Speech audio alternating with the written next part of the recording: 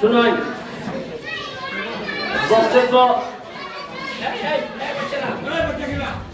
বক্তব্য দিবার লাগে আইসি না। এটা নেতারা বক্তব্য দেয়, আমি নেতা না, আমি আপনাদের সুমন, ব্যারিস্টার সুমন। আমার এমপিও ডাকার দরকার নাই। আমি আপনাদের কাছে আইসি ওই হাজিরা হিসাবে কাজ করি এখন। মানে এমপি হওয়ার পর যে সম্মান আপনারা আমারে দিচ্ছেন, যে আশীর্বাদ করছেন, এই আশীর্বাদ অনুযায়ী আমি কথা দিছি যে 24টা চা বাগান। কয়টা চা বাগান? মাধবপুর সোনারঘাটে কয়টা চা বাগান? 24টা।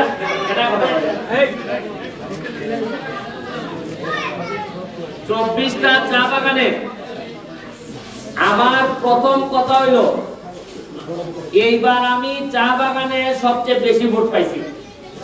আমি আপনাদের জন্য কিছুই করি নাই, তাতেই আপনারা আমারে অনেক ভোট দিচ্ছেন। এই ঋণ আমি পরিশোধ করবো কেমনে, এই টেনশনে আছি।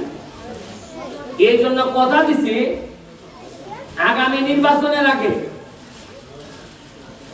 আমি এমন হইতে পারে নাও দাঁড়াইতে পারি, আর নির্বাচনে বা দাঁড়াইতেও পারি, এটা সময় বলে দিবে। কারণ অনেক কষ্ট হয় রাজনীতি করতে, সেবা করতে। দিনে রাইতে ঘুম রাখতে মানুষের পিছনে পিছনে খালি ঘুরতে হয়। আমি কথা দিছি 24টা বাগানের একটা বাগানও আগামী নির্বাচনের আগে বলতে পারবে না যে এদের মন্দির নাই, এদের নাচগণ নাই, এদের রাস্তার একটা জল ভাঙ্গা না, আমনুয়া রাস্তা করে দিব, আপনাদের এই রাস্তাটাও করে দিব। এই যে স্কুলটা আমার এখানে উনি বললো যে আমি নাকি 6 বছর আগে ফ্যান দিছিলাম। এই সময় তো আমি কিছুই ছিলাম না, মেম্বার না, চেয়ারম্যান তো পরে, এমপি তো পরে। যে ছেলে 6 বছর আগে যখন আমার বয়স ছিল 38, এখন 44, 38 বছর বয়সে যেহেতু জোয়াল বাংলাতে ফ্যান দিতে পারে, 44 বছর বয়সে তো এই ছেলে এমপি হয়ে গেছে। মনে রাখবে, এই স্কুলে যা লাগে সবই আমি তুমি। আর আমি যা বলি আমি করি। আমি ওই যে মজা মারে ফজা পায়, আমরা খালি পয়সা পাই। এরা এসে বলবে ভাই পয়সাটা, হ্যাঁ কিতা না। আমার বদলে এখন নগদ কাম কিতা করছো কও, কাম কিতা করছো এটা কও। আচ্ছা বলেন তো আমার একটা জিনিস, দিদি, আমি যদি রাস্তাটা করে দিই, আমি যদি স্কুলটা উন্নত করে দিই, আমি যদি আপনাদের শ্মশানটা সুন্দর করে দেই, আমি যদি আপনাদের মন্দিরটা সুন্দর করে দেই, আগামীবার আইয়া কি সাউন্ড লাগবো যে দিদি গো আমার একটা ভোট দিও? আপনারাই বলবেন যে ব্যারিস্টার তুমি কখন আইবা, তোমার একটা ভোট দিতা। আর আমি চিনি গো দিদি তোমরা রে, সারা দুনিয়া বেইমানি করলো, বাগানের মানুষ বেইমানি করে না কোনো। বাগানের মানুষকে একটু দিলে এর কলিজাটা খুলে দেয়। এ আমার জানা আছে, আমি এই জায়গায় বড় হইছি।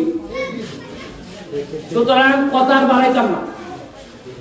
এই যে বেঞ্চির লেগে, তোমার বেঞ্চির লেগে আমি তোমার নগদ 50,000 টাকা বরাদ্দ করলাম। এই বেঞ্চি দিবা খালি।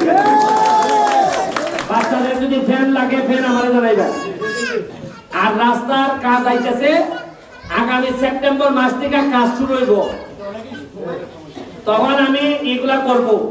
তারপর তোমরা একটা ব্রিজ লাগে, ওই পূর্ব সাতনি কয় এখানে একটা ব্রিজ হইলে সুবিধা দিতে পারবে।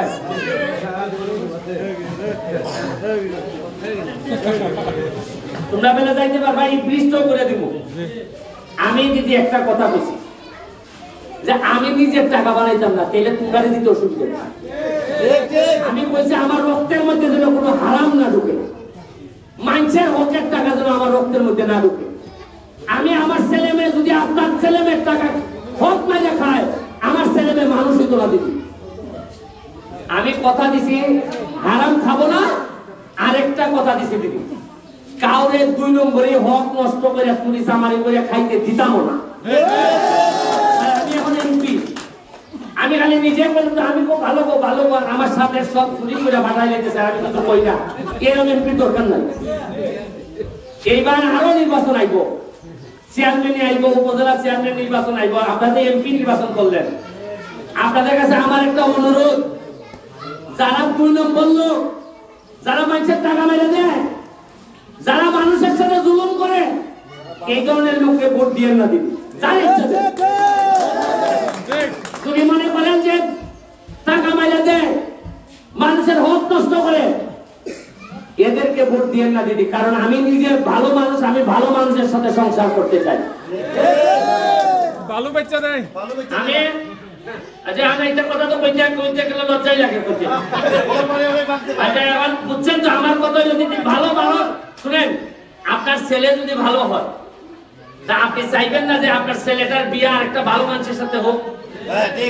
আপনি যদি ভালো মানুষ হন, আপনি আপনার বিয়াই বানাইবেন কোথায়? একটা বাটপারের সাথে না, আর একটা ভালো লোকের সাথে। আমার যদি এমপি বানাই মনে করেন আমি ভালো লোক, তাহলে অবশ্যই আর একটা ভালো লোককে নেতা বানাইবেন। তাইলে সবাই মিলে যেন আমরা সোনারঘাটটার একটা বঙ্গবন্ধু সোনার বাংলা বানাইতে পারি। আর তাইলে যদি একটা ভালো দিলেন, একটা বাটপার দিলেন, আর একটা 2 নম্বর দিলেন, তাহলে কি দিদি উন্নতি হইব? খালি মাইনা দিব, কাটিং। এটা আমি সহ্য করতাম না। দরকার হলে আমি তালাক দিলাম, তাও এর সাথে সংসার করতাম। আমি আপনার কাছে আশীর্বাদ চাই। আরো 6-7 জায়গায় মিটিং আছে।